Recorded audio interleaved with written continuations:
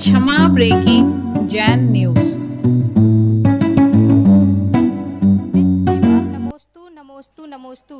गुरुदेव, मेरी जिज्ञासा है कि प्रतिकूलता में अनुकूलता रखनी चाहिए, लेकिन कभी कभी परिस्थितियां ऐसी हो जाती हैं कि हम अनुकूलता रख नहीं पाते। ऐसी स्थिति में हमें क्या करना चाहिए? गुरुदेव कृपया जिज्ञासा का समाधान करें। नमोस्तु गुरुदेव।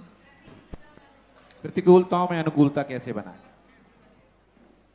अभी ऐसा यक्ष प्रश्न है कि संसार में सदा से प्रतिकूलताएं रही हैं और प्रतिकूलता में व्यक्ति आर रोज ध्यान करता ही आया है। वस्तु स्वरूप का चिंतन करें।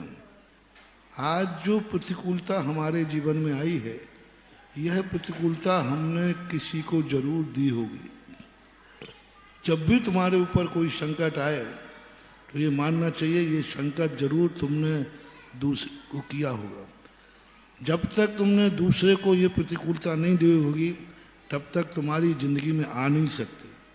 फर्क कितना है, जब दूसरों के प्रति षड्यंत्र रचता है, दूसरों को फंसाता है, तब व्यक्ति बहुत खुश होता है, और जब वो पाप कर्म का उदय आकर स्वयं फंसता है तो दो दो आंसू रोना पड़ता है, नहाता है। तो ये उसी समय सोचना चाहिए, आज हम दूसरे के प्रति जो दुख दे रहे हैं, कल यही दुख हमारे ऊपर लौट के आएगा तो क्या सहन कर पाओगे? दूसरे को जितने ज्यादा हम बदनाम करते हैं, क्या कल वही बदनामी तुम्हारी होगी? सहन कर पाओगे? दूसरों की बदनामी तो मजे लेते हैं, और जब स्वयं की बदनामी आती तो रो रो के दिखाते हो, कहते तो हाँ ये है। आजकल ये व्हाट्सएप में जो चल रही है ना, ये व्हाट्सएप चलाने वाले बहुत अच्छा काम नहीं कर रहे, बहुत पाप कर रहे हैं। दूसरों के प्रति व्हाट्सएप चला रहे हैं, कल यही पाप जब तुम्हारे ऊपर आएगा लौट करके। दूसरा यदि कोई फंस जाए ना, वही किसी कारण से फंस जाए, तो तुम बड़ी खुशी मनाते हो, उसका बड़ा प्रचार करते हो। चिंता मत करो, बहुत जल्दी तुम भी फंसने वाले हो। अभी प्रवचन में चल रहा था, तो मैं संकेत फिर दे दूं आगे। तो जब भी कोई व्यक्ति किसी भी चीज में फंस जाए, दुखी हो जाए, यदि तुम्हारे लिए थोड़ी भी खुशी हो गई, निश्चित मान के चलना पत्थर की लकीर, बहुत जल्दी तुम भी उसी प्रकार फंसने वाले हो। दूसरे के जेल जाने पर यदि तुम खुश मना रहे हो, तो तुम्हें भी बहुत जल्दी जेल होने वाला है। आज तुमने उसके दुख विपरीत परिस्थिति में खुशी मनाई है, कल दुनिया तुम फंसोगे तो मनाएगी। ये दुनिया टेट फॉर टैट वाली बात चलती है कि तुम्हारे लिए आएगा ही नियम से।